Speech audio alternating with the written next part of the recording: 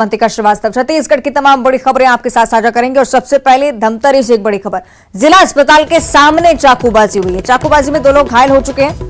Police हिरासत में आरोपियों ने शराब के लिए पैसे मांगे थे और पैसे नहीं देने पर चाकू मारकर दोनों को घायल किया है। घायलों को अस्पताल में फिलहाल भर्ती करवाया गया है, इलाज वहां पर दिया जा रहा है। लेकिन चाकूबाजी की बढ़ती घटनाएं कहीं ना कहीं अब चिंता का सबब बनी हुई। न सिर्फ राजधानी में बल्कि आप देखिए अलग अलग जिलों से इस तरह की जानकारियां।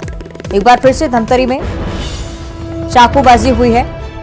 शराब के पैसों को लेकर विवाद हुआ था और विवाद इतना बढ़ा कि चाकूबाजी हुई। इस वारदात में 2 लोग गंभीर रूप से घायल हुए हैं, इलाज लगातार चल रहा है।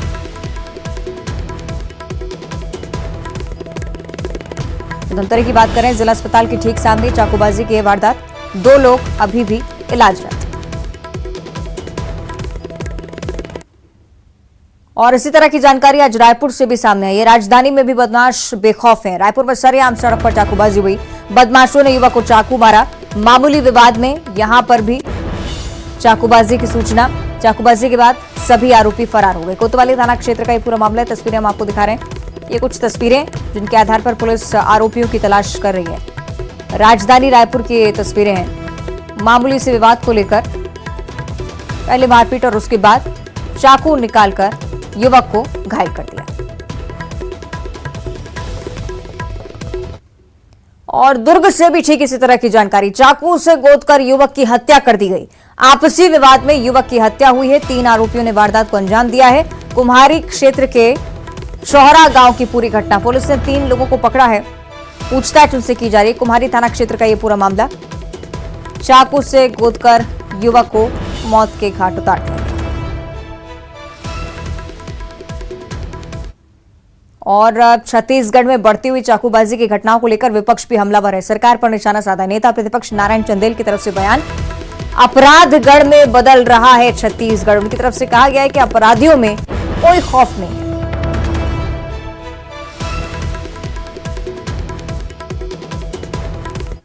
कुम्हारी थाना क्षेत्र में फिर से चाकूबाजी की घटना हुई। एक युवक की जान चले गई। कल रायपुर के जय स्तंभ चौक में, शास्त्री बाजार में, प्रदेश के न्यायधानी बिलासपुर में लगातार हत्या, डकैती, फिरौती, चैनिंग, स्कैनिंग, नित नए किस्म के अपराध घटित हो रहे हैं। और यह किसी भी राज्य में उस सरकार के लिए अत्यंत शर्मनाक होता है जिसके राज्य में कानून और व्यवस्था की स्थिति चरमरा जाती है। हमारी ये मांग है कि अपराधियों को तत्काल पकड़ा जाए और उनके खिलाफ कड़ी से कड़ी कार्रवाई करे। ये सरकार अपराधियों को लगातार संरक्षण प्रदान कर रही है। प्रदेश में प्रशासन का राजनीतिकरण और राजनीति का अपराधीकरण हो रहा है। इसलिए इस प्रदेश में लगातार कानून और व्यवस्था की। चलिए, ज्यादा चर्चा इस पर हम करेंगे। आपराधिक घटनाओं को लेकर जो आरोप लगाया जा रहा है उस पर भी हम जानकारी लेंगे। सहयोगी युगल तिवारी हमारे साथ लाइव जुड़ रहे हैं, उनका भी हम लोग कर लेते हैं। युगल, जो बात नारायण चंदेल की तरफ से स्पष्ट की जा रही है, जो चिंता वो जाहिर कर रहे हैं, वो लाजमी भी है। आज हमने देखा है 3 अलग अलग मामले, लेकिन तीनों में एक बात कॉमन है, चाकूबाजी। देखिए अवंतिका, छत्तीसगढ़ में अचानक से जो आर्म एक्ट के मामले हैं वो बढ़े हैं। अगर राजधानी की बात करें तो सैकड़ों ऐसे मामले आए हैं। हालांकि पुलिस ने ऐसे मामलों पर सख्ती बरतते हुए कार्रवाई की है। और बैक टू बैक अगर हम राजधानी की बात करें तो राजधानी में एक युवक को 4 युवकों ने मिल करके उसके जो पीठ पर चाकू से हमला किया। दूसरी तरफ धमतरी में भी इस तरह की चाकूबाजी की घटना आई है और उसमें भी 2 लोगों को गिरफ्तार किया गया है। साथ ही साथ कुम्हारी थाना क्षेत्र में एक युवक पर चाकू से हमला किया गया, उसकी मौत हो गई। 3 लोगों को वहां पर भी हिरासत लिया गया। तीनों मामले चाकूबाजी के आए हैं। तो ऐसे में विपक्ष जो है वो सवाल तो खड़ा करेगा ही, और उनका सवाल खड़ा करना भी लाजमी है क्योंकि चुनावी वर्ष है। ऐसे में विपक्ष या बीजेपी है कोई मुद्दा छोड़ना नहीं चाहती और यही वजह है कि लगातार विपक्ष है सरकार के कानून व्यवस्था को लेकर के, पुलिस की कानून व्यवस्था को लेकर के सवाल खड़े कर रहे हैं। तो दूसरी ओर पुलिस है जैसे ये मामले संज्ञान में आते हैं उसके पर कार्रवाई की जा रही है। तीनों मामले में आरोपियों की गिरफ्तारी हुई है, लेकिन चाकूबाजी की घटना इसलिए नहीं रुक रहा है क्योंकि जो टीनेजर्स हैं या फिर जो युवा हैं, इस तरह के आपराधिक प्रवृत्ति के जो लोग हैं, वो ऑनलाइन बड़ी मात्रा में, बड़ी संख्या में चाकू वो खरीदते हैं और छोटी छोटी बातों को लेकर के वो लगातार चाकूबाजी की घटना को अंजाम देते हैं। यही वजह है कि अब पुलिस जो है, राज्य सरकार की पुलिस और सरकार दोनों विपक्ष के निशाने पर है। जी अवंतिका, बिल्कुल, बहुत जरूरी अब कड़ी कार्रवाई इनके खिलाफ हो। बहुत शुक्रिया आपका फिलहाल युगल। आगे बढ़ते हैं, रायपुर से अगली बड़ी खबर है जहां फर्जी फॉर्म बनाकर फर्जीवाड़ा करना सामने आया है। इनपुट टैक्स क्रेडिट का लाभ उठाया गया, गलत तरीके से लाभ उठाने वाला आरोपी भी गिरफ्तार हो चुका है। आरोपी का नाम संजय सेंडे बताया जा रहा है। केंद्रीय जीएसटी की टीम ने आरोपी को गिरफ्तार किया। 10 करोड़ का इनपुट टैक्स क्रेडिट का लाभ लिया था, लेकिन फौरन मामला संज्ञान में आया और आरोपी भी अब पुलिस गिरफ्त में है। रायपुर का ये पूरा मामला, फर्जी फर्म बनाकर ठगी की वारदात को अंजाम देना, 10 करोड़ का इनपुट टैक्स क्रेडिट का लाभ इस व्यक्ति ने लिया, लेकिन अब ये व्यक्ति पुलिस गिरफ्त है।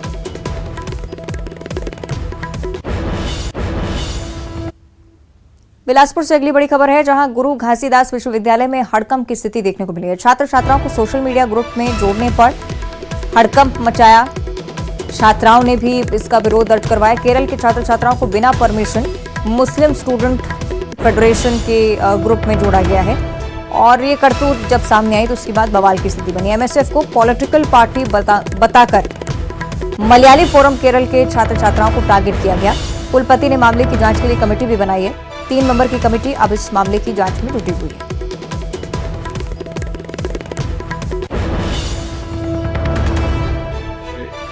अभिभावक और कुलगुरु होने के नाते मैंने तुरंत इसका संज्ञान लिया और विश्वविद्यालय का प्रशासन तुरंत इसमें सक्रिय हो गया। कुलसचिव जी से मैंने इसके बारे में बात की और तुरंत हमने तत्काल इसके लिए हमारे जो डीन्स की कमेटी है उसको अधिकृत किया कि इस मामले की पूरी जांच की जाए।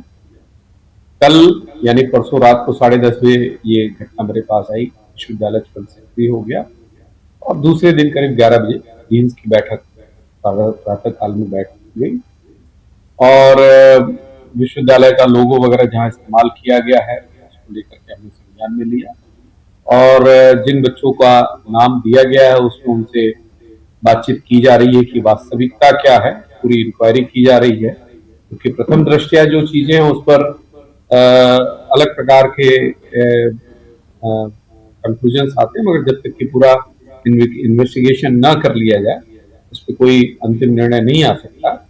तो अभी उसकी जांच चल रही है और जैसे इन सब जिन जिन का नाम आया उनसे बातचीत की जा रही है। और अब बात करेंगे दुर्ग की, जहां पंच ने फांसी लगाकर आत्महत्या कर ली है। तहसील कार्यालय में फांसी लगाई मृतक सुखीराम रावत ग्राम बागडूमर का पंच था। निजी कार्य से तहसील कार्यालय भिलाई पहुंचा था। भिलाई 3 थाना क्षेत्र का ये पूरा मामला है। पुलिस हालांकि तफ्तीश में जुटी हुई कि आखिर किस वजह से ये कदम उठाया। सूचना प्राप्त हुई कि तहसील परिसर में जो बाउंड्री वाल है वहाँ कोई व्यक्ति जो है वो फांसी लगा दिया है।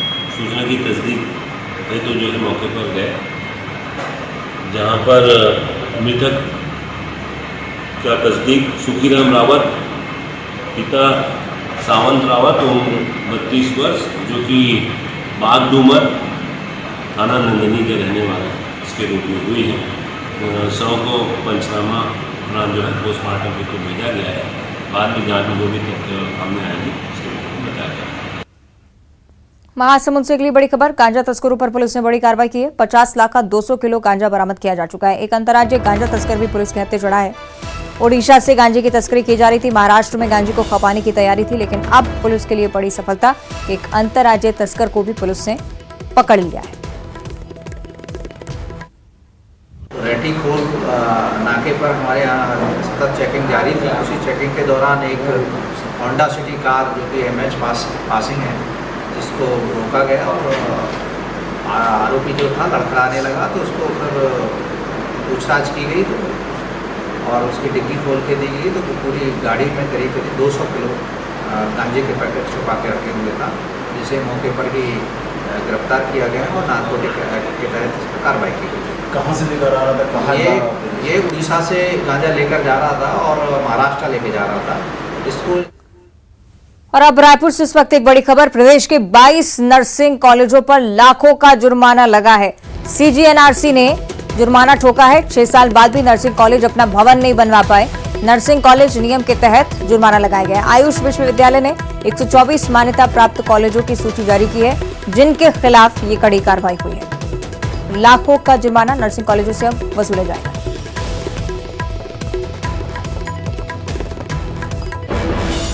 इसमें इस साल जो हुआ वो ये था कि जो 6 साल से ऊपर के कॉलेज हैं जो किराए के भवनों में चल रहे हैं, उनके लिए खास आपत्ति थी कि आप इतने सालों में अपना भवन नहीं बना पाए हैं। लेकिन संगठन ने, Chhattisgarh private nursing college association ने इस बार अनुरोध किया था कि इस साल का समय दिया जाए।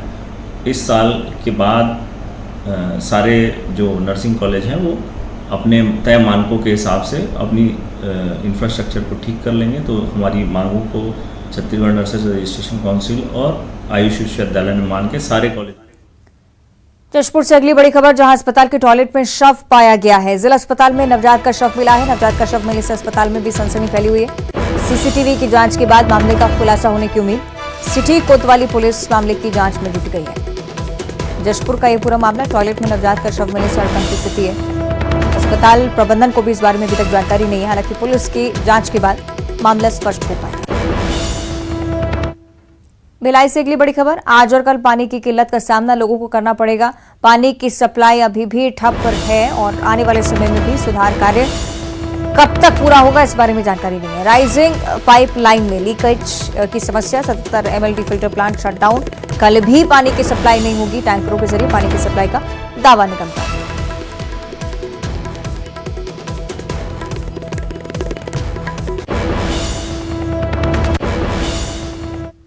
भिलाई में आज से पानी सप्लाई पूरी तरह से बाधित हो गई है। दरअसल भिलाई के नेहरू नगर चौक के समीप मुख्य राइजिंग पाइपलाइन में लीकेज आ गया है, उसकी संधारण का कार्य किया जा रहा है। मैं आपको दिखाना चाहूँगा कि ये भिलाई के नेहरू नगर चौक के समीप का क्षेत्र है, जहाँ पर मुख्य राइजिंग पाइपलाइन यहाँ 10 फीट करीब नीचे है, जहाँ पर लीकेज आया हुआ था और लंबे समय से लीकेज था, उसी के संधारण का कार्य किया जा रहा है। तो नगर निगम के कर्मचारी पहले यहाँ पर गड्ढा किए हैं और उसके बाद में ये मुख्य राइजिंग पाइपलाइन में जो पानी है उसको खाली किया जा रहा है और उसके बाद में जब खाली हो जाएगा तब वहाँ पर वेल्डिंग करके उसको ठीक किया जाएगा। तो इस पूरी जो काम में करीब 2 दिनों का समय लग सकता है। तो आज से जो है शटडाउन किया गया है। 77 MLD फिल्टर प्लांट से जो टंकियों तक पानी जाता है वो टंकियों तक पानी नहीं पहुंचा है। इस वजह से लोगों को आज पानी नहीं मिल पाएगा और वैसी ही स्थिति कल रहेगी। ये माना जा रहा है कि कल शाम तक ये काम हो पाएगा, तो परसों से स्थिति सामान्य होने की उम्मीद की जा रही है। लेकिन ये उम्मीद ही है, डिपेंड ये करता है कि कब तक ये काम हो पाता है। तो फिलहाल लोगों को परेशान होना पड़ रहा है। नगर निगम ने ये दावा किया है कि टैंकरों के माध्यम से पानी की सप्लाई की जाएगी। तो देखने वाली बात ये होगी कि क्या ये जो टैंकर हैं वो लोगों की प्यास बुझा पाते हैं। तो फिलहाल काम चल रहा है और ये उम्मीद की जा रही है कि कल शाम तक ये जो काम है वो पूरा हो पाएगा। न्यूज़ 18 छत्तीसगढ़ के लिए भिलाई से मिथिलेश ठाकुर। और इधर 5 सूत्री मांगों को लेकर स्वास्थ्य कर्मचारियों का धरना प्रदर्शन लगातार चल रहा है। नवा रायपुर के दूता धरना स्थल पर धरना प्रदर्शन लगातार जारी है। कर्मचारियों की मांग है कि वेतन विसंगति समेत अन्य मांगों को लेकर हम धरना दे रहे हैं, मांगे पूरी हो जानी चाहिए। कर्मचारी ने चेतावनी देते हुए यह भी कहा है कि अगर मांगे पूरी नहीं होती हैं तो आने वाले समय में आंदोलन और तेज किया जाएगा। ये तस्वीरें उसी समय की हैं जब स्वास्थ्य कर्मचारी आंदोलनरत थे। रायपुर नगर निगम की बात करेंगे। सामान्य सभा की बैठक हुई, लेकिन बैठक के दौरान जमकर हंगामा हुआ है। सामान्य सभा में बीजेपी पार्षदों ने हंगामा किया। कांवर लेकर प्रदर्शन करने बीजेपी पार्षद पहुंच गए। आसंदी के सामने कांवर लेकर बीजेपी पार्षद अमर बंसल नारेबाजी करने लगे। जल संकट की समस्या उन्होंने उठाई, बदहाल सड़क का हवाला दिया। जल भराव की समस्या को लेकर भी प्रदर्शन था। तस्वीरें आप देखिए। हंगामे के बाद सोमवार तक के लिए इस सभा को स्थगित करना पड़ा। नगर निगम में नेता प्रतिपक्ष मीनल चौबे की तरफ से भी बयान सामने आने की तरफ से कहा गया कि भ्रष्टाचार का जवाब देने में कांग्रेस असमर्थ है। और इस बीच दिल्ली से एक बड़ी जानकारी, राष्ट्रीय बाल अधिकार संरक्षण आयोग के अध्यक्ष से मुलाकात की है बीजेपी सांसदों ने। राष्ट्रीय बाल संरक्षण आयोग में शिकायत भी की है। 39,000 से ज्यादा बच्चों की मौत के मामले पर यह शिकायत थी बीजेपी सांसदों की तरफ से। स्वास्थ्य सुविधाओं के अभाव का भी आरोप लगाया है। अरुण साव के नेतृत्व में सभी सांसदों की तरफ से मुलाकात। तस्वीरें आपके जरिए। और छत्तीसगढ़ में अमानक खाद और बीज को लेकर बीजेपी लगातार प्रदर्शन करी है। राजनांदगांव और कोंडागांव में बीजेपी कार्यकर्ताओं ने कलेक्ट्रेट कार्यालय का घेराव किया।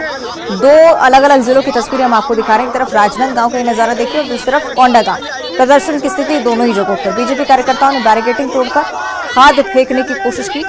कोंडागांव में भी यही स्थिति, बीजेपी कार्यकर्ताओं ने चक्का जाम किया।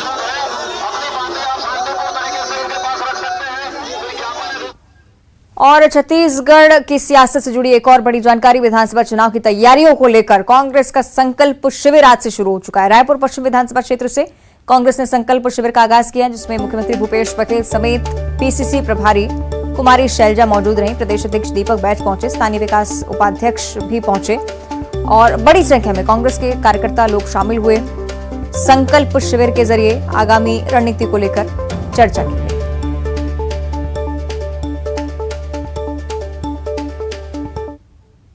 होना चाहिए, सबको स्वास्थ्य का अधिकार होना चाहिए, सबको बोलने का अधिकार होना चाहिए, बोलने की आजादी होनी चाहिए। ये अधिकार किसने दिया? कांग्रेस पार्टी ने। सबके भाईचारा प्रेम की बात कौन करता है? कांग्रेस पार्टी करता है। दूसरी तरफ नफरत, उनका आधार ही नफरत है। हिंसा फैला दो, सबके दिमाग पे जहर भरने का काम करो। केवल नफरत और नफरत और केवल नफरत। वो अल्पसंख्यक से बहुसंख्यक को लड़ाते हैं, भाई से लड़ाते हैं, एक धर्म से दूसरे धर्म वाले को लड़ाते हैं, क्योंकि उनका आधार ही नफरत है। और इस बीच मध्य प्रदेश से एक बड़ी जानकारी सामने आ रही है। जबलपुर से लापता सना खान की हत्या हो चुकी है। 1 अगस्त से सना खान लापता थी। बीजेपी कार्यकर्ता सना खान, जिन्हें ढूंढने के लिए भी परिवार की तरफ से तमाम प्रयास किए गए। अमित साहू ने सना खान की हत्या की है, इस बात की भी पुष्टि। अमित साहू का सना खान से विवाद था। नागपुर पुलिस ने हत्या की पुष्टि कर दी है। ये जानकारी के षड्यंत्र आरोपी की तरफ से सुनियोजित तरीके से रचा गया और उसके बाद परिवारजनों से भी बातचीत उसने बंद कर दी।